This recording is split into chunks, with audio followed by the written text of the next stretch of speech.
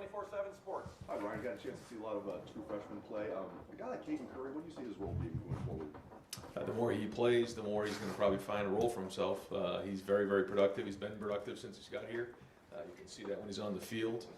And so he's helping us on field goal.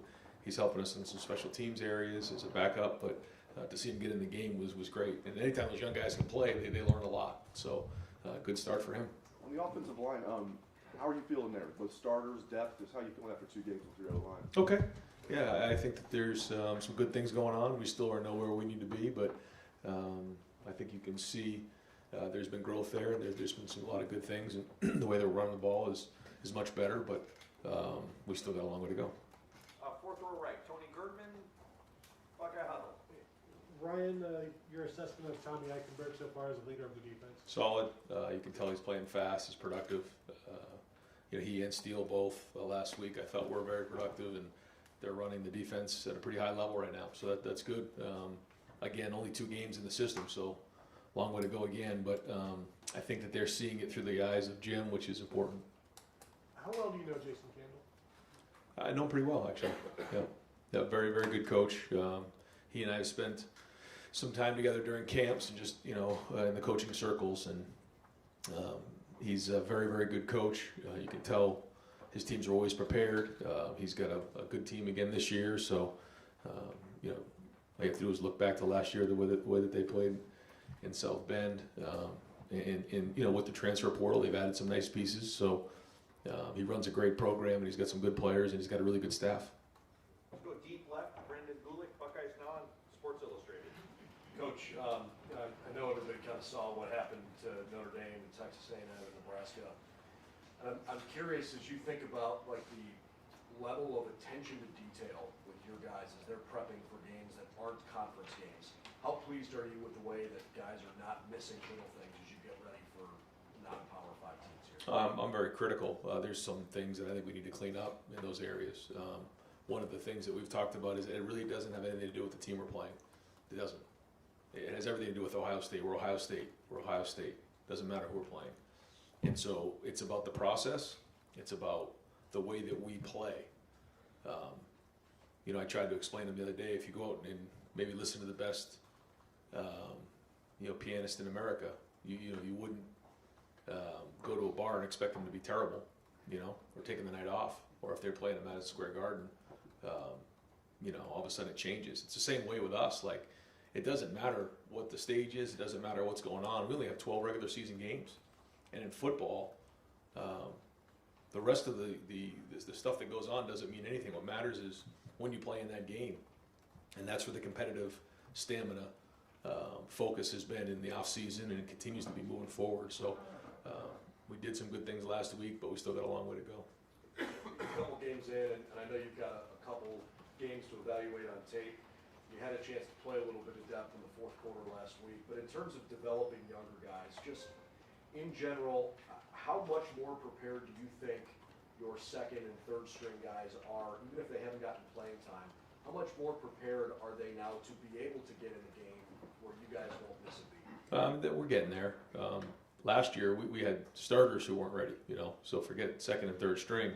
But there are some guys in the program with a lot more experience than we had last year in all phases. The younger players, the freshmen, whether it was COVID or some of the things that have gone on during their high school career, they need to get on the field and play more. But they're learning, and a lot of them are overwhelmed right now with everything that's going on. So many of those guys, for all of us, we're back to normal, quote unquote. What's normal for an 18-year-old who spent a year or so in COVID during high school? And so they're still trying to figure it all out, and they're doing good. But some days are better than others, and the more they get a chance to play, the better we're going to be, and the more we can build our depth. But for the older guys, I think they're doing a solid job. Right in front of them, Jacob Bench, the Lantern. Yeah, hey Ryan, just wanted to ask you about Jackson. Do you have any sort of update? How is he progressing through, just to recap? Yeah, he's further along than he was at this point last week, and we're going to expect him to play this weekend. We'll see how this week goes. But like I said, we're going to only put him in the game if we feel 100% sure that he's ready to roll. But we're expecting him to play. Gotcha. And you were talking a second ago about preparing for non-conference games. When it's an in-state opponent like Toledo or etc. Just what sort of emphasis do you have on maintaining that success and standard against in-state programs? Because it's been a while since your team's kind of fallen to an in-state opponent. Yeah, I mean, there's a lot of great football in the state of Ohio, and we all take a lot of great pride in that. So when you play somebody from your own state, you know, it's a strange feeling. But you know, Jason does an unbelievable job. Toledo has a very proud program, and so do so many in the state of Ohio. Luke does such a great job at Cincinnati. So I think we're all proud of being from Ohio, and you know, the high school football in the state of Ohio, all promoting that. So when we get together to play on the field, it should be a great night. Fourth row middle, Pat Murphy, 24/7 Sports. Ryan, I know penalties are something you addressed after Notre Dame. It happened again this weekend. What do you do to address specifically the penalties that you've seen? How do you address that so that it doesn't become an ongoing thing throughout the year? It's like anything else, you know, either you're accepting it or you're coaching it, and you have to take that to heart when you're a coach. So, you know, they're being addressed. You know, we have our ways of doing that, and you know, that's not going to be accepted moving forward. Now, there are certain things that, you know, in the game that are going to happen, and a lot of that is coaching and technique and execution, and other things aren't. So, you know, once you start getting yourselves back into the game and the emotion of the game, you have to be able to take a step back and play with emotion and not let emotion play with you. So, all learning experiences, but like you said, we got to get better. Dallas Gant's a guy who maybe didn't play as much as he wanted here, but now in Toledo, now playing quite a bit. What did he mean to this program, maybe behind the scenes, that people didn't see? You know, throughout the whole recruiting process, Dallas and his family were excellent. And while he was here, same thing. And you know, it's great to see him playing. Certainly wish he was playing for us, but you know, it's not great when you have to go play somebody that was in your program already. You know, but he comes from a great family, a great program, and I guess we're all kind of getting used to a little bit of this transfer portal and how it works. And I guess this is the real positive side of the transfer portal, an opportunity for someone to go play, and so I'm glad he's doing well.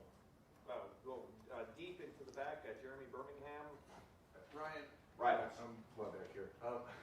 So obviously, you know, he's talking about transfer portal and how that's changed things a lot in college football. In the last year, we've had 12 months, 13 months of NIL stuff now. Yeah. Just generally speaking, how has that changed relationships in recruiting and conversations in recruiting? It's changed a lot. You know, I would say for our players who are doing great in NIL, for them, it's almost like a bonus because that wasn't talked about in recruiting. You know, they weren't, you know, part of that. Now this next crew coming in, this is part of the conversation that the guys are talking about is the NIL situation. So I think that will affect things moving forward, just the way things are. But I also think, like you're saying, when you mix in the transfer portal, when you mix in all these types of things, I think again transparency is critically important because at any point they can decide not to go to your school and go somewhere else. So what you say in recruiting, you have to follow through with, and if you don't, then there's going to be problems. So I guess that part is a positive. You know, it's just the transparency in recruiting. And again, in just a general sense, are you hearing more of that conversation from recruits or from parents and what Urban would call third uncles and that kind of stuff? I mean, how do you balance that out? Oh yeah, I would say all of the above. There's you know, recruits who kind of handle their own recruiting. There's families that the parents kind of handle the recruiting, and then there's other situations where there are, you know, mentors or uncles, and they have a big part in it. You know, every situation is very different, but now that NIL has become part of the conversation, there seems to be, you know, a lot more people, you know, involved. Fifth row right, Spencer Holbrook, Letterman Row. Ryan, you've already touched on Jackson Smith-Njigba possibly coming back, but not that him getting hurt was any sort of blessing, but to see Emeka step up now, Right. It seems like you've got to get him the ball even when Jackson gets back. Is it kind of a blessing in disguise now? Yeah, I mean, we're a different team when Jackson's in there. There's no question. But to your point, I think that we've had to, you know, have some other guys step up and figure a few things out. And I think that has been good for the longevity of the offense and the depth of the offense. So, you we can't wait to get Jackson back, but it has allowed an opportunity to get some guys out there and kind of build some packages. I know you love when we ask about throwing the ball to the tight end, but Kate Stover's already caught 5 passes or 6 this season. Is there a more concerted effort by CJ, by you guys, by Kevin to get him the ball, add another dynamic to your offense? You can see the play he made. I mean, he looked great on that route, and he's been strong, and that's what we're seeing in practice. And Cade's a weapon for us, and we know with the strength of our receivers that we're going to get him in a lot of one-on-one situations, and so he is another weapon for us. And yes, it's good to see him get some catches, and hopefully we can keep building on that for him.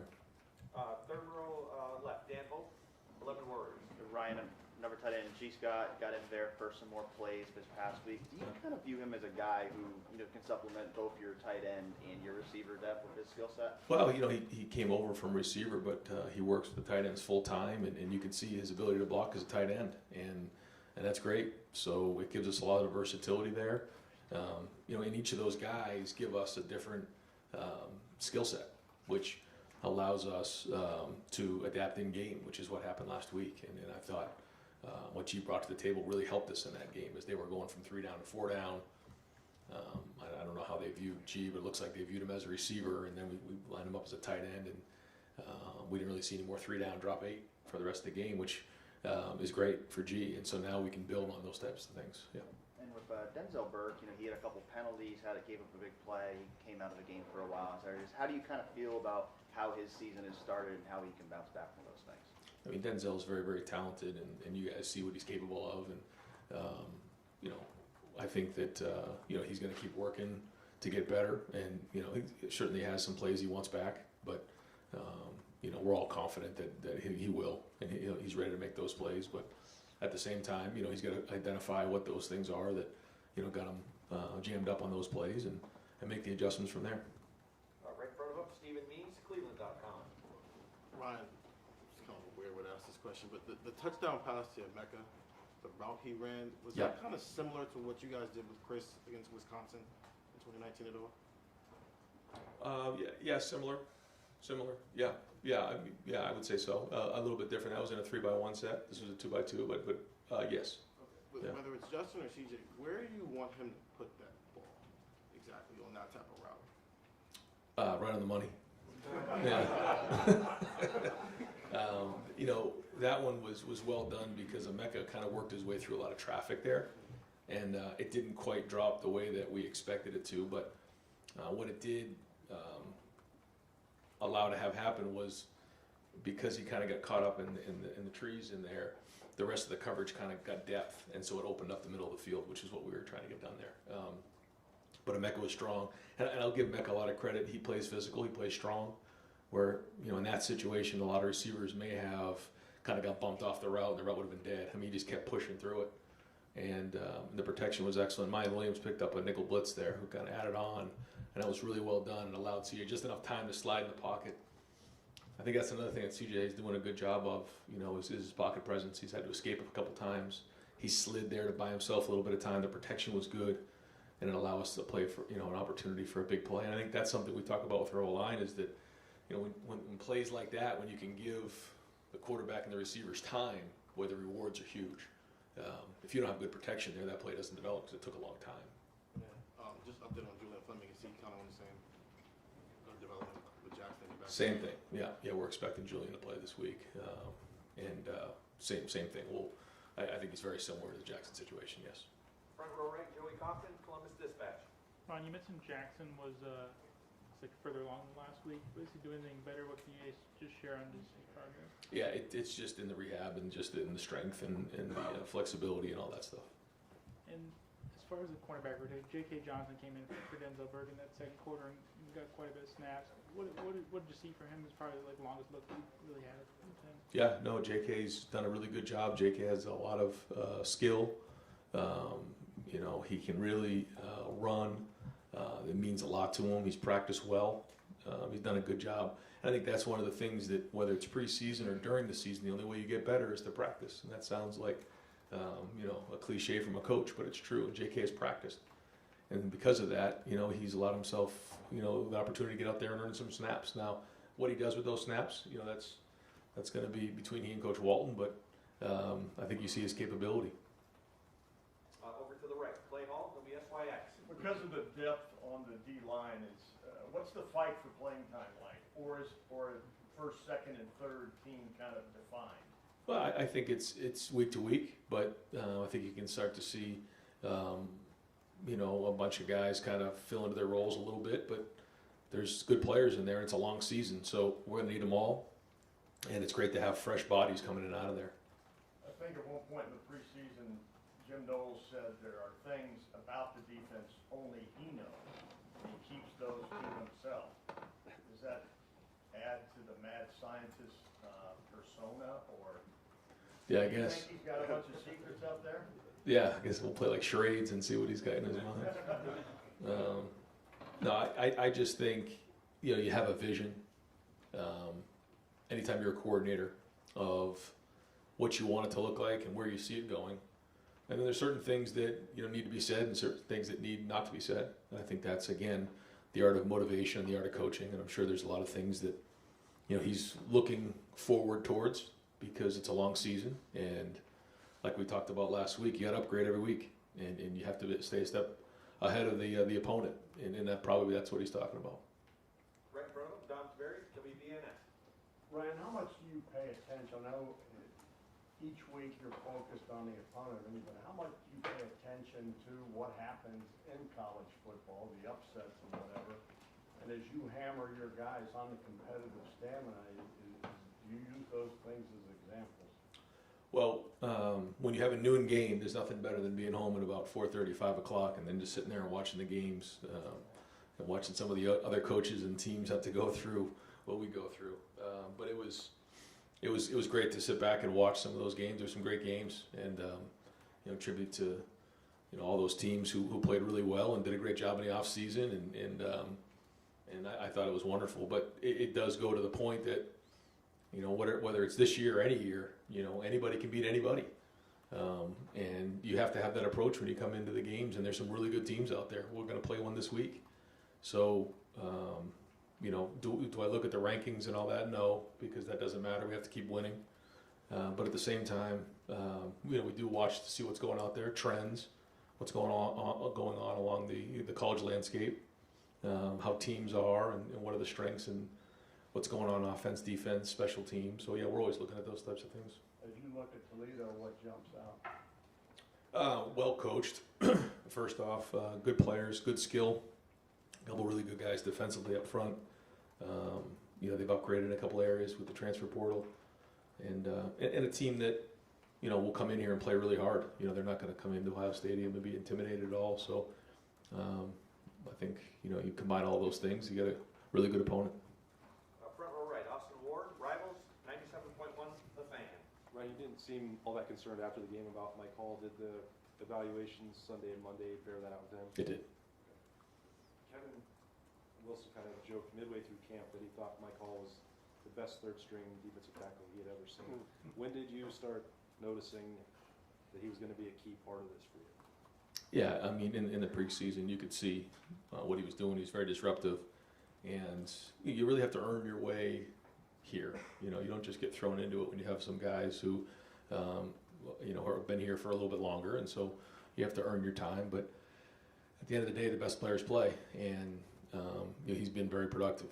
I think he's got 5 TFLs maybe in the first 2 games, and so if he can keep building on that, a lot of good things are going to happen. But I think across the board, there's a lot of good guys, guys who played well up front, and we got to keep building on that, keep growing on that. I think Ty Hamilton, I think Larry said had his best games to date, so that was good, and you're seeing a bunch of guys get in the backfield and make plays. What did you think about the way Perry and Josh Proctor managed that situation in week 1 and the way they got through to week 2 and the bounce back? It's similar to what we were talking about, where when you're on the field, you gotta play well, and it's very competitive here. And unlike last year, we have some more experience to go back on, and Josh is gonna play, but just like any position, you got to produce, you got to play well, and certainly I know he wish he had that first play back and maybe a couple other ones, but he and Perry are working hard to make sure that he's playing his best football right now, because that's the goal. And But we have some good guys back there, so it's very competitive. Fourth row right, Cameron Teague, The Athletic. Ryan, Trevion and mine are pretty much split in carries right now. Kind of just your evaluation of their game through the first two games, and how much does that open up what you guys can do offensively when, if you need to lean on them late games, I mean, they can wear down a defense. That's very important. It's the balance that we're talking about, and I think it's gone about the way that we expected. If you're starting to lean on one guy too much, then that can hurt you late in the season. So, we want to kind of split those carries the best we can and keep them fresh week in and week out. But they're running hard. They're running violent, and we need to continue that. We have to continue to take care of the football, number one, and protection's been solid for the most part. On my end, his development from last year to now, has it been about on par with what you expected from him right now? He's ahead of where I thought he would be. If you said, where do you think mine will be 6 months ago? I thought he had a really good spring. I thought he had a really good preseason. And because of that, he's playing well. Second row right, Bill Landis, Rivals. Ryan, when you get young guys in at the end of the game like you were able to this week, is that more about just, you just want to get them on the field so they can get used to what it's like, or as a coaching staff, how much stock do you put into like a guy like Caden playing the way he did when the game's, it's out of hand? I'm sure the other team is tired of getting, run over for 4 quarters. Like, is that still meaningful for you guys? Do you try to assess whether or not a player can help you moving forward? 1,000%. Yeah, I think that's everything. It's like when you step on the field, what do you do? Are you doing your job? Are you producing? Are you doing the things that we've done in practice? And it doesn't matter what the score is. It shouldn't matter, and especially for a young player with an opportunity to get out there and show what he can do. And if they go out there and they do it, then usually pretty early if they can handle just everything that's going on. Because in a game, there's a lot to process. Sometimes in practice, it's very segmented. And you get 3-4 plays in a row, and then you kind of catch your breath, and it's team run or inside drill or 7-on-7. But when you're in the game, there's a lot going on, and we kind of call it the fog of war. Things can get foggy real fast. But some guys, they thrive in that environment, and so we look at all those types of things. And as you assess the run game through 2 games, you look at the final stats, they look pretty good, right? But has it been as clean as you want it to be? I know I think that needs to continue building throughout the season, but just where you are through these first 2 in terms of how it's looked. Does it look the way you want it to look? Yeah, I mean, we got a long way to go. We're nowhere we need to be, but it's cleaner than I expected. I just think we look like we know where we're going. Running backs are running hard. We're on the same page. It's well put together, and so that part's been solid. We're nowhere we need to be. We got a ways to go, but I have been pleased with where that has been. So a lot of things to get better at across the board, but that has been positive. Second row middle, Nathan Baird, Cleveland.com. Jordan Hancock had practical dress for both these games, but hasn't been on the field, Yeah. obviously. Just where do you assess where he is right now and how much he can help whenever he is active again? Well, he's talented enough to help, and we counted him to be in the 2 deep and be a contributor right off the bat. So I think we'll finally get him back this week. We're hoping for this weekend. It was a significant injury that took a long time to get back from.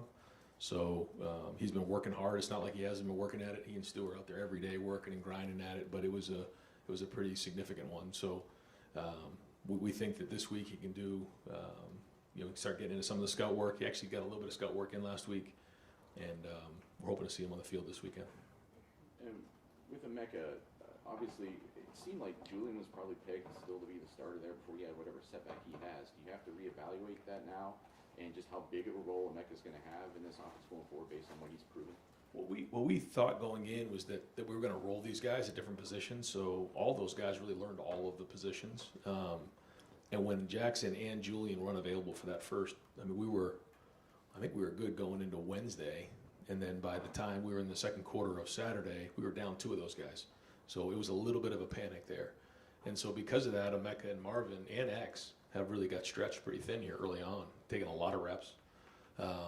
And so to get those guys back is going to be critical. And then from there, we're going to just parse out the reps the best we can, which means, who's taking the first snap, I'm not sure, but those guys are all going to play because they all need to. Got time for just a couple more. Front row middle, Bill Rabinowitz, Columbus Dispatch. You kind of addressed this a little bit, but we're 2 games in. It's obviously still early. We talked about some of the deficiencies. I mean, are you in general pleased with where you guys are and what needs to improve? I wouldn't say I'm pleased because I just we have to continue to have that edge and make sure that we know that we're nowhere we need to be. I mean, it's good that we're 2-0, but we got to keep growing and keep have that edge to us that we got to improve ourselves every week. So areas of improvement. Certainly the penalties is one thing that's ridiculous. So we got to get that fixed. But across the board, I think it's just everybody and everything. I don't think it's one thing that's glaring. I'm certainly we could sit down and probably identify 3 or 4 things, but without getting into that, I just think everyone has got to improve. The coaching's got to get better, the execution's got to get better, the pad level's got to get better, and the only way to do that is to practice, and then your test is on Saturday every weekend, and again, it's regardless of the opponent. And the defense has obviously played well, out only 1 touchdown. Surprisingly, no turnovers. Is that something that's a concern, or is it kind of like those things kind of happen in waves? I thought that was unique too. I was thinking about it the other day, but if you start saying something like, "Hey, we need to start creating turnovers," then all of a sudden you start going away from your fundamentals and you start to try to force things. And I got a feeling those things are going to happen for us because we are very disruptive now. Haven't created any turnovers, but have created a lot of TFLs and a lot of sacks, and so I think that's been good. And the turnovers are going to come. And final questions, front row right, Tim May, Letterman Row. Ryan, if I was going to put together a clinic film on 4 different touchdown passes a guy could throw and show patience and or accuracy, et cetera, it would have been the 3 to Marvin and the 1 to Egbuka. Where do you come down on that and standpoint? What is that just showing you about the versatility, not only of your quarterback, but like you talked about earlier, his patience? Yeah, I didn't think of it like that until you just mentioned it, but I think it's a really good point. And really the one that they called it incompletion on Marv was really well done in the red zone. He went to the second part of that read and really put it, we call it down and dirty, right in his belly. And then, we didn't come down with it, but no, I think that's good. Do I think, by any means is CJ where he needs to be? No, he's got to keep growing and keep building, but it was good to see him get into a rhythm and make a lot of those different throws, like you said. Movement's been good down the field. It was really good yesterday or on Saturday. So yeah, it was good to see him play like that. And then also get into the rhythm with some of those younger wide receivers. And I thought the game slowed down for Marvin in the second game. You could just see just the depth of the routes, the timing of the routes. Everything just seemed a little bit more in sync. And we got to keep growing on that. So. I know you watch the whole game film, or you watch the defense the next day, right? Right. So, give me one defensive play that just stood out to you. I'm not looking on the bad side. I'm looking on, maybe I'm throwing one out there, the Mike Hall sack on 4th and 1, where they're still in the game, whatever. He beats the guard to the left and uses him like a turnstile, turns right into the quarterback. I mean, that's a game changer, whatever. Just what was your take on that? Yeah, no, that was great, and he's been like that, and that was good.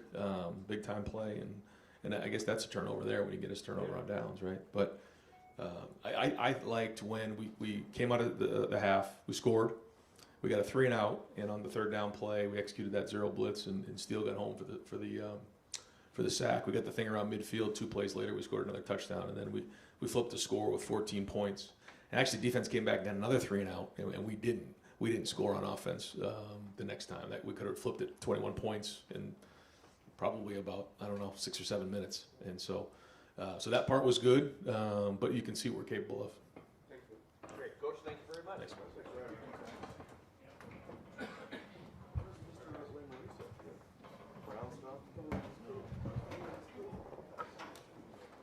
All right, folks, we're going to open up the floor for Coach Jim Knowles. We're going to keep him about 15 minutes only today. Do our best to get a lot of questions in. We're going to open it up far left. Justin Holbrook, WCMH. Quan Finn, obviously an athletic guy, likes to run the football, pretty good at passing too. What have you seen from him on film? What challenges has he presented you guys? Yeah, I think he can run it any time he wants to, Not as much designed quarterback run. I think we have to be ready for that. Makes a lot of plays with his feet in scrambling situations. I mean, that's when we really need to be aware of what he can do. But he has all the tools, makes all the throws, very, very capable.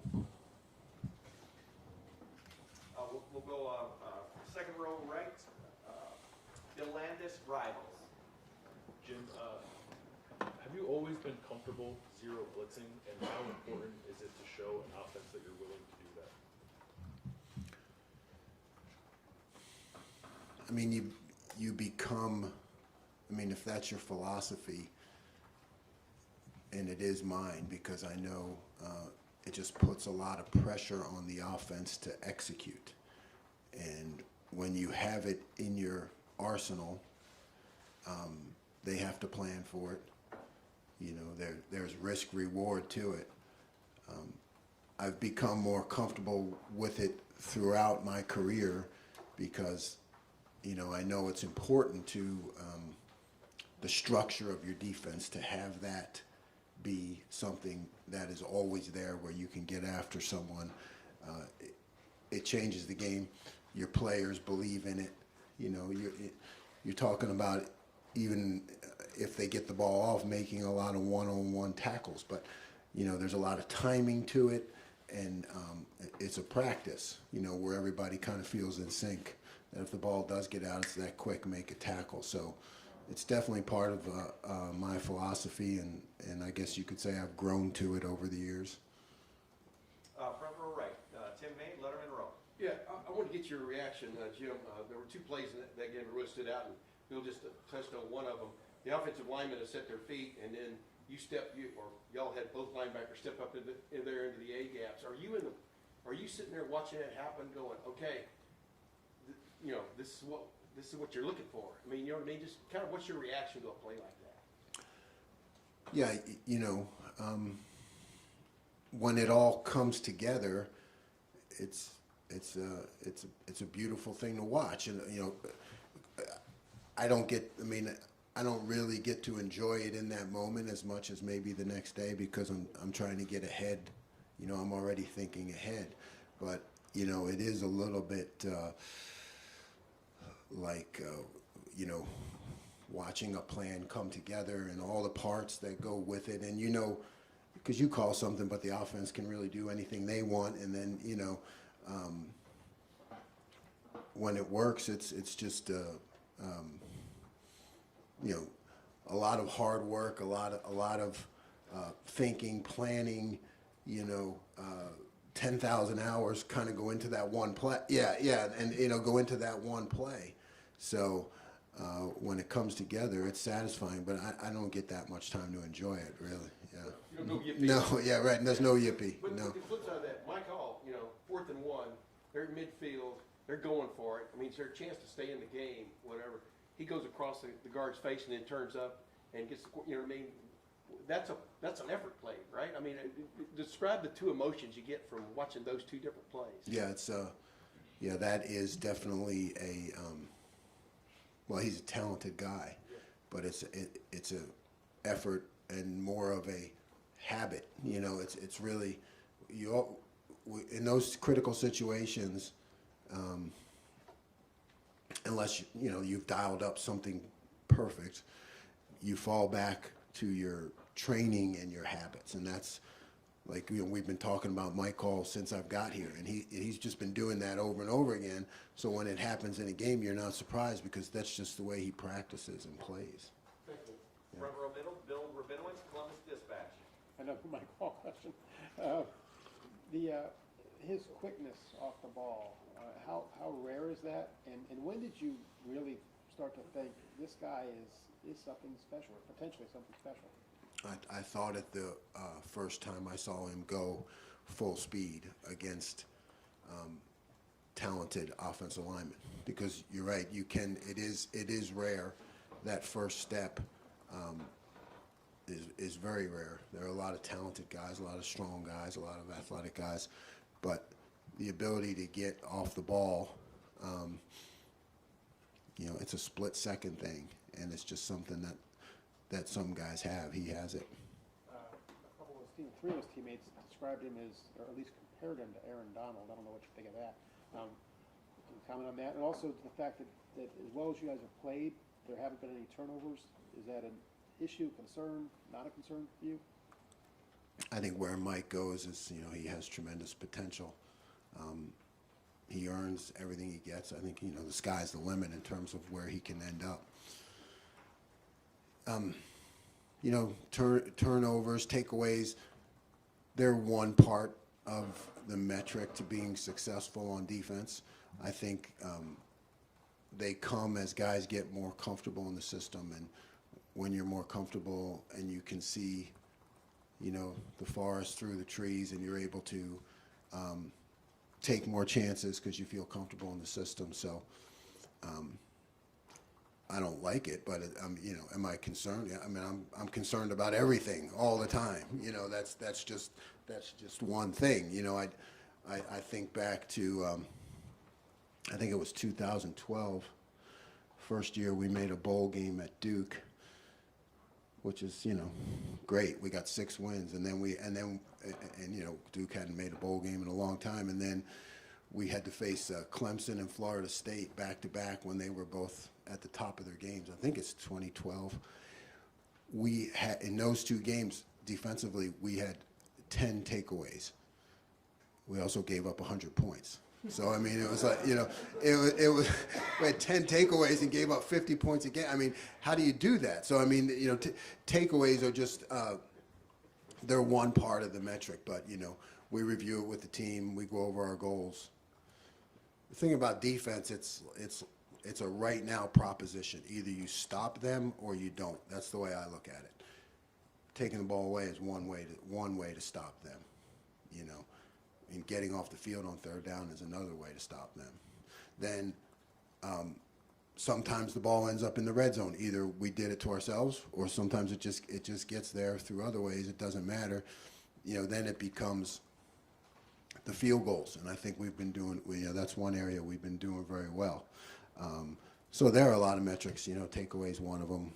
We want that to be better. 4th row right, Cameron T, The Athletic. Jim, one more Mike Hall question.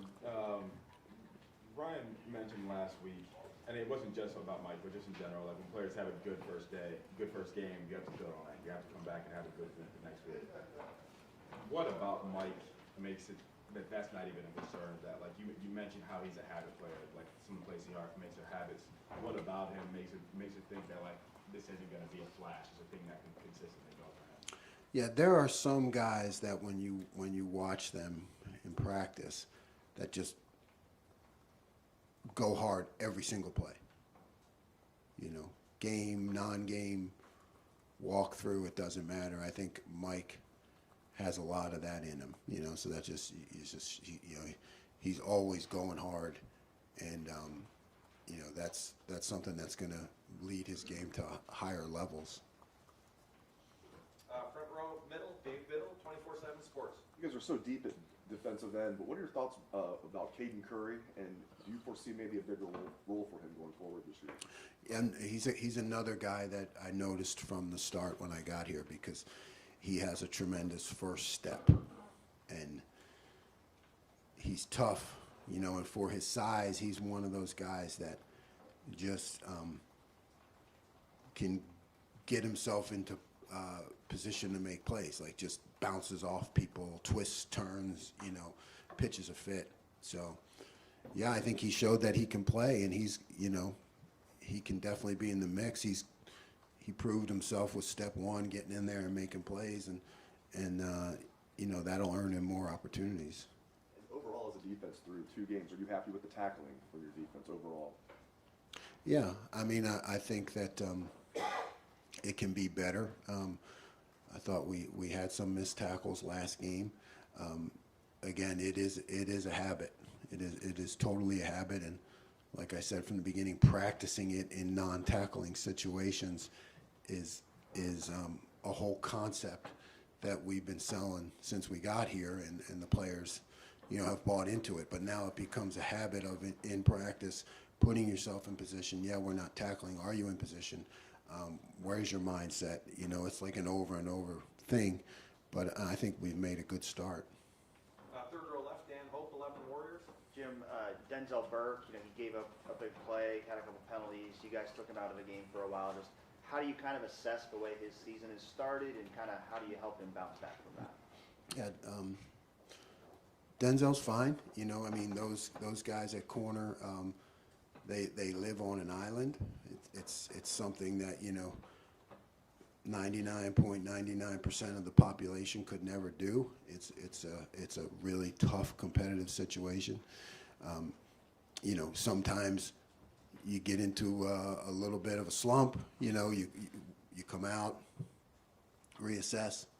He went back in and did better. So I think he's on track. You know, corners are going to have, because when you're in such a high pressure position, you know, you're going to have some ups and downs, and it's really natural. And he's got a great attitude, and you know, we trust him. How do you feel about the depth behind Denzel and Cam right now? Well, you know, we'd love to have Jordan back. You know, I mean, I think he can really add to that.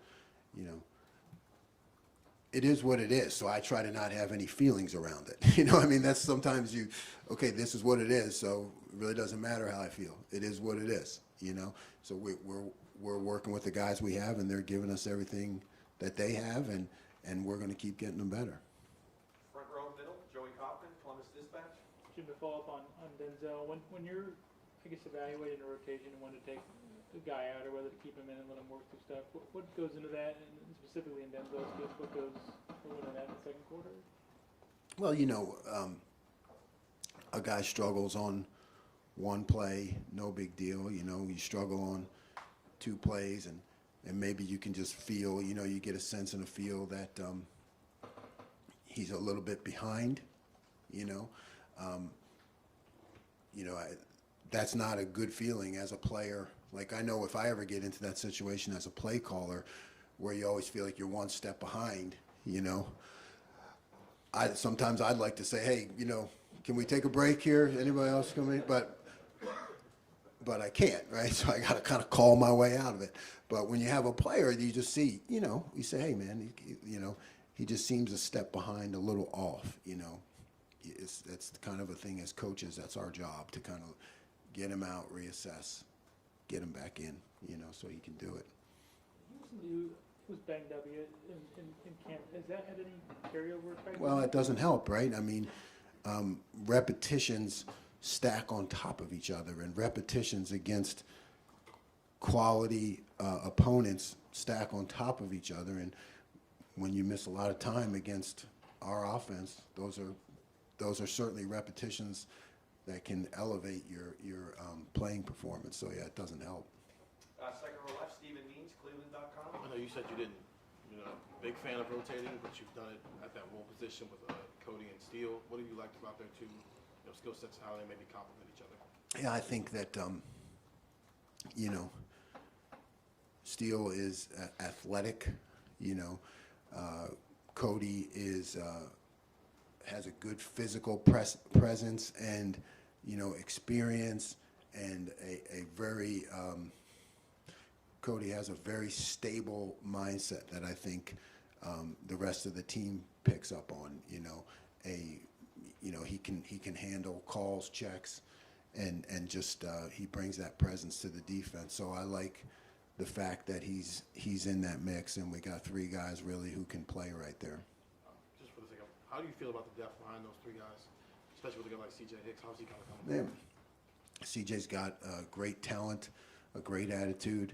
He's young, so it's hard. Like when you get to the season and you get past training camp, and even halfway through training camp, you've made your decisions, and then you got to start getting those guys reps. So young guys, it's hard to get him quality reps in practice. I think he's going to have a bright career, but it's hard to get him in the mix right now. Got time for just a few more. Where are we going here? Fourth row, middle, Tony Girdman, Buckeye Huddle. Jim, are you surprised at all that you started rotating Cody? Like, did you set out to do that this season? Yeah, Cody was hurt, right? So didn't get much of a chance to evaluate him, but you could tell by his presence in the meeting room and the respect the other players had. I had hoped that he would be able to show during fall camp to be a guy who was going to merit a lot of playing time, and he did. He's really stepped up. And then your assessment of Tommy as a leader for the defense. Yeah, it's great. Tommy is tough, focused, driven, has the respect of the defense, and continues to improve. Second row middle, Nathan Baird, Cleveland.com. What are your thoughts on that bend but don't break moniker for a defense? And can it be a valuable thing? And is it only relative to, I guess, the quality of the offenses you're playing?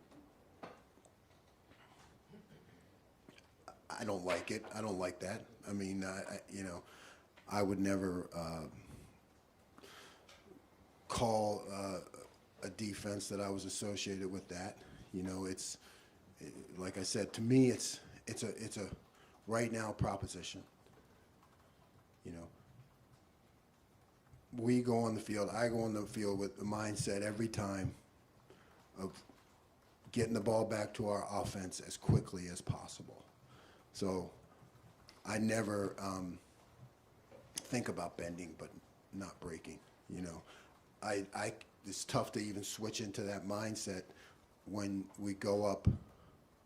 We have a lead, or you put some guys in the game.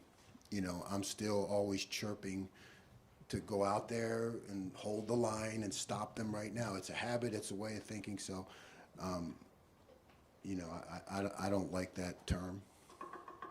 And going kind of building off of what Bill asked you earlier about the blitzing, is there a way, just as a philosophy, that the more you're blitzing and maybe being more creative and aggressive across the field at many positions, does it, you think, change the mindset on those plays where you're not blitzing? Does it bring, you understand what I'm saying? Is there a connectivity between that? Mm-hmm.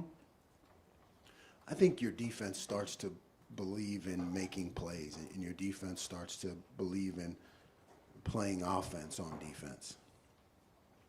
And that no matter what the situation is, you can set them back, get the offense behind the chains, create an advantage. So, yes, when you start doing that, blitzing, creativity, taking some chances, you make some plays, then I think the guys, they don't really think when they're out there, oh, we're blitzing, we're not blitzing. It's just a mindset that you're trying to develop on the defense, and that they're confident that they can do that. Great. Coach, thank you very much. Thanks, Coach.